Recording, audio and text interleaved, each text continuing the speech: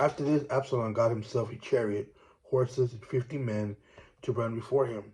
He would get up early and stand beside the road leading the city gate. Whenever anyone had a grievance to bring before the king for settlement, Absalom called out to him and asked, "What city are you from?" If he replied, "Your servant is from one of the tribes of Israel," Absalom said to him, "Look, your claims are good and right. The king does not have anyone to listen to you." He added, if only someone would appoint me judge in the land, then anyone who had a grievance or dispute could come to me, and I would make sure he received justice." When a person approached to pay homage to him, Absalom reached out his hand, took hold of him, and kissed him. Absalom did this to all the Israelites who came to the king for a settlement. So Absalom stole the hearts of men of Israel. When 4 years had passed, Absalom said to the king, "Please let me go to Hebron to fulfill a vow I made to the Lord. For your servant made a vow when I lived in Geshur of Aram, saying, if the Lord really bring me back to Jerusalem, I will worship the Lord in Hebron." "Go in peace," the king said to him. So he went to Hebron. Then Absalom sent agents throughout the tribes of Israel with this message: "When you hear the sound of the ram's horn, you are to say, Absalom has become king in Hebron." 200 men from Jerusalem went with Absalom. They had been invited and were going innocently, for they did not know the whole situation. While he was offering the sacrifice, Absalom sent for David's advisors, Ahithophel the Gileonite from the city of Gilo. So the conspiracy grew strong, and the people supporting Absalom continued to increase.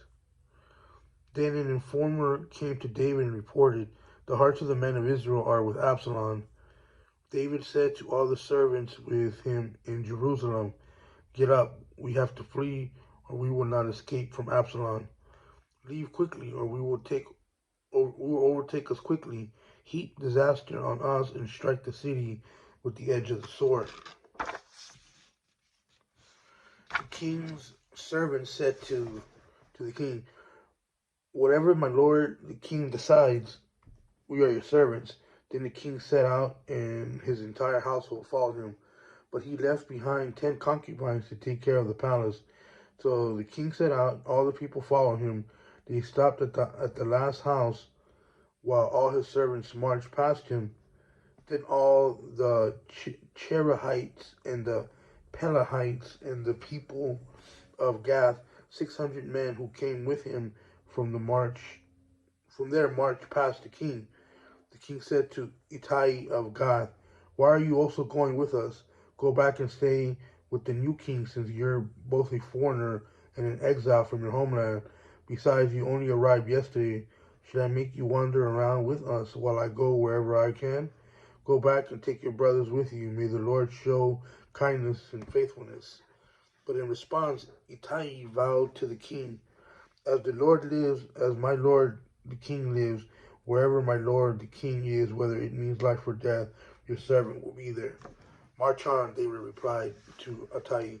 So Ittai of Gath marched past with all his men and the dependents who were with him. Everyone in the countryside was weeping loudly while all the people were marching out of the city. As the king crossed the Kidron Valley, all the people were marching past on the road that leads to the wilderness. Zodok was also there, and all the Levites with him were carrying the Ark of the Covenant. They set the Ark of God down, and Abiathar offered a sacrifice until the people had finished marching past. Then the king instructed Zodok, "Return the Ark of God to the city.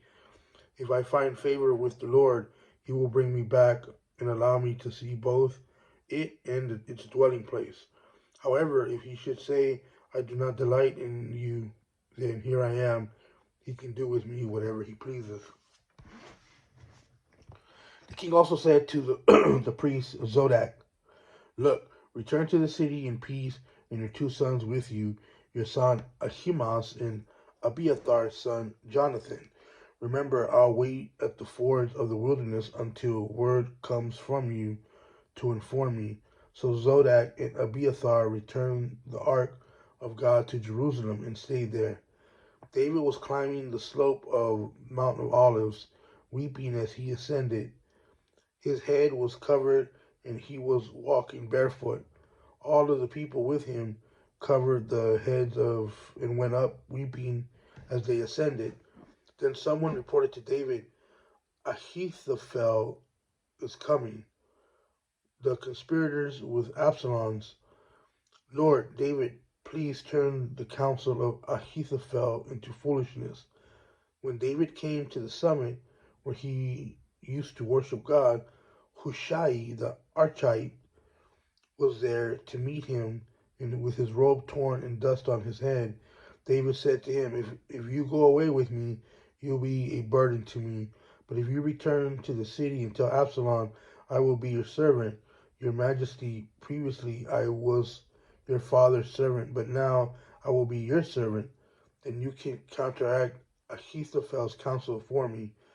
Won't the priests Zodok and Abiathar be there with you? Report everything you hear from the palace to the priests Zodok and Abiathar. Take note, their two sons are there with them, Zadok's son and Ahimaaz, and Abiathar's son Jonathan.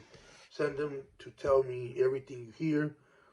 So Hushai, David's personal advisor, entered Jerusalem just as Absalom was entering the city.